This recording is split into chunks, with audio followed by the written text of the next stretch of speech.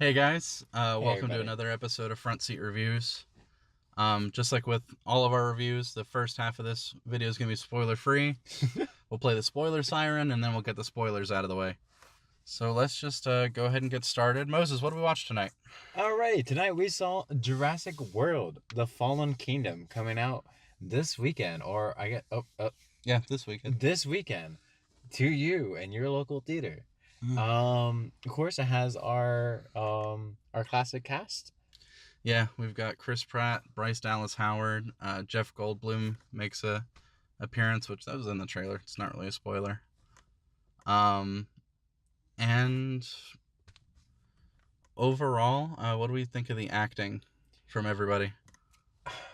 Um, I'm gonna try and be not as sarcastic as possible. Mm-hmm. I did not enjoy it. The acting was lackluster. It felt Mm-hmm. very It one. felt phoned in. It Yeah, really did. Like, it felt like everybody was just kind of picking up a check, yeah. which, that's their job. They're getting paid to do this. There was But a lot of sponsorship. There was a lot of Budweiser, Coors, Dr. Dre, Subaru, Lexus. mm-hmm. Um, no BMW though, surprising. Well, maybe Yeah, they didn't cash in on this cow. yeah. I'm sure regardless of that, the movie's still going to make $1 billion for whatever reason. Um, Everyone's got to see it for some reason just to see if yeah. it's good. So let's give more of Okay. a critique other than we didn't like the acting. Yeah. So honestly, when it comes to the acting, I felt like Chris Pratt was just kind of flat the whole time. The only time he ever did anything except look seriously into the distance was, he cracked a couple jokes, but not nearly as many as he did in the first Jurassic World.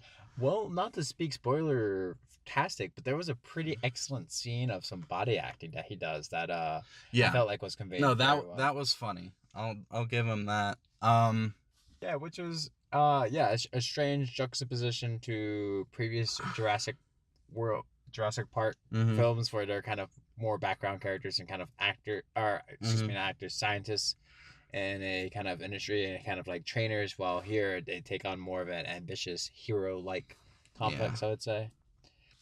Bryce Dallas Howard, I did not like her in this movie. She's a great actress and I really respect a lot of her work, but this one was just bad, man. Over the top screaming and cheesing the camera. There was a lot of Yeah, screaming. It just was the punctuation of almost every and conversation. and a lot of it is really just the setup from the writing and the director. Just all right, actors, now look directly at the camera and scream because you're looking at a dinosaur, and it's like, okay, Yeah. whatever. I will say though, the most egregious offense is the tech analyst character that they have.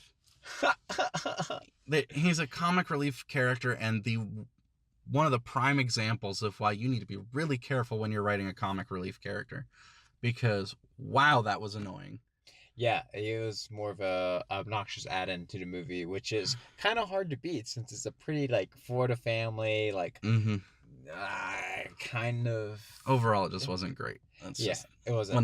when it comes to that. However, Um, so I say for acting, of course they're very one-dimensional, very flat due to the writing style. However, the technical standpoint was I felt pretty good. what do you mean? In terms of let's say, like the shots that are presented. Cinematography. Yep. Yeah, Real quick before we get off acting, pick if you're going to give your characters a British accent or not. I could not stand the fact that one of the characters had a British accent in one scene and then didn't in the next, and then had it again later, yeah, and it just kept going in and out depending on what they were saying, and I hated it. Technically, yes, there were some very pretty shots in the movie.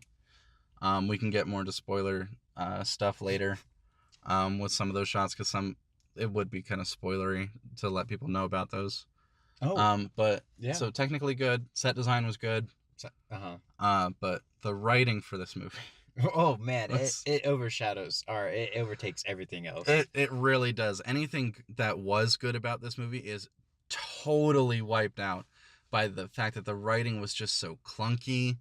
The movie, honest to God, I felt like it had no idea where it was going with its Yeah. story. It's like we got three different things happening at once and none of them really connect ever. Yeah, it was a strange attempt at interweaving subplots together when of this whole bringing Mm-mm. in dinosaurs. It's hard to talk about with going too much into spoilers, but Mm-hmm. to me it definitely felt like a 3-part movie, and the fact that the first half, the first introduction to the movie, you're like, oh, okay, cool, this is what we're used to. Mm-hmm. Second part, it kind of continues developing on in terms of the Mm-hmm. island. It's safe to assume everyone knows to Yeah. get on the island.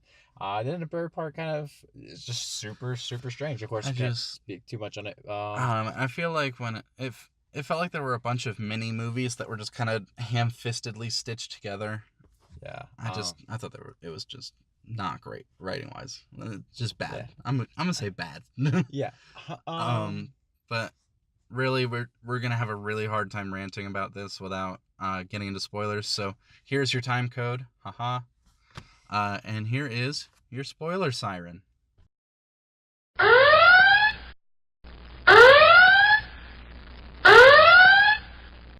Okay, so let's talk spoilers. Um, God, this movie was so bad.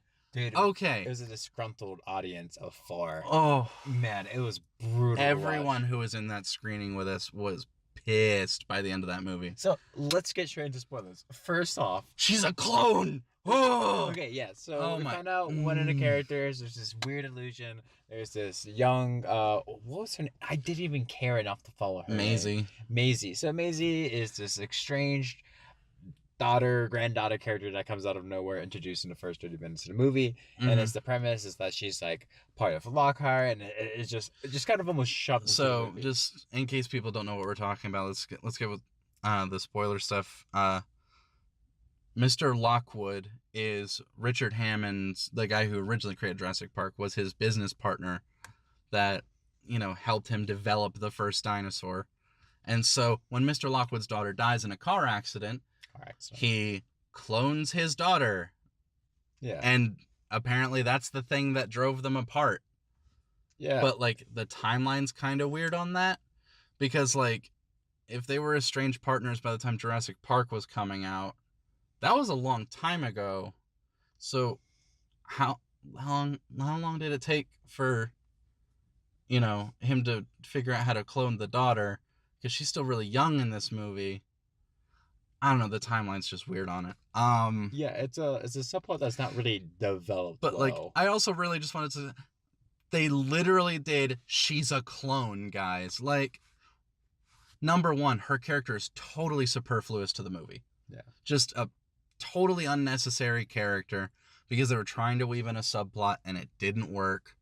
Honest to God, they should have just left it where it was. Yeah, and apparently she ends up becoming some essential thing to the story where she uncovers this heinous dinosaur smuggling plot for around the world, and it's up to this little girl and her ability to memorize a whole 4 pin codes to get into this super secret genetic layer. Pin code.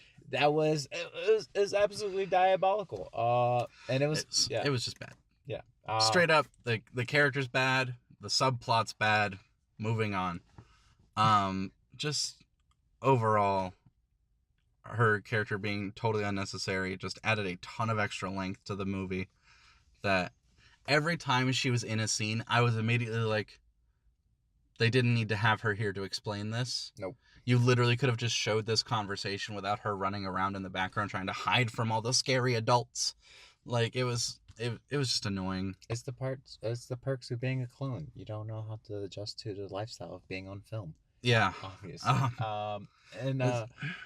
One of my favorite parts is, so of course the main guy who's the philanthropist who takes over this whole thing ends up being super evil and trying to sell out the dinosaurs in the most literal sellout form. And we end up developing this like gothic house family drama nonsense where suddenly, hey, we're gonna have this imaginary plot of land where we're gonna have the dinosaurs free. In fact, it's gonna be our backyard and we're gonna sell them to the Russians and some drug related people.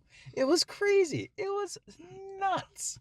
The story just felt like it was just all over the place. It's like, all right, the first bit of the movie, we're saving the dinosaurs. Just kidding, you're betrayed. We're actually stealing the dinosaurs so we can sell them to people all over the world. But for some reason, the people that bought the dinosaurs also got DNA vials from the dinosaurs. I don't understand why that was there. And then, like, we're going to wrap up the movie, and it's like, oh, the big bad dinosaur we made got killed, and now the movie's over. Like, Yeah. It was just bad. The movie goes into this kind of global and social commentary on the downfall of a political megalomaniac and Yeah. greed.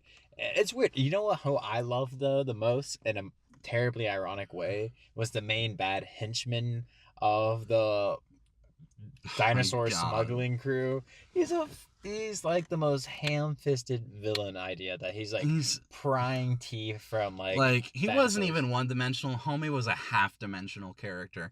Oh, Like, he literally existed to die. And like, exactly. he wasn't even entertaining while he was on screen. Like, his whole thing was like, all right, we caught the dinosaurs. Now I'm going to tear a tooth out of each of them and I'm going to Yeah. make a necklace out of it.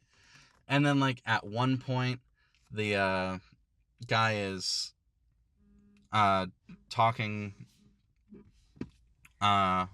to the doctor woman who they brought on the expedition, and she's mean to him, and then he turns around and says, oh, what a nasty woman. What? And I audibly groaned in the theater because it was so freaking bad. Oh man, it was very forced. That and his death scene where he's like, I may as well add this exotic dinosaurs to my collection. And so he purposely opens the cage that isolates it. To the most dangerous dinosaur ever.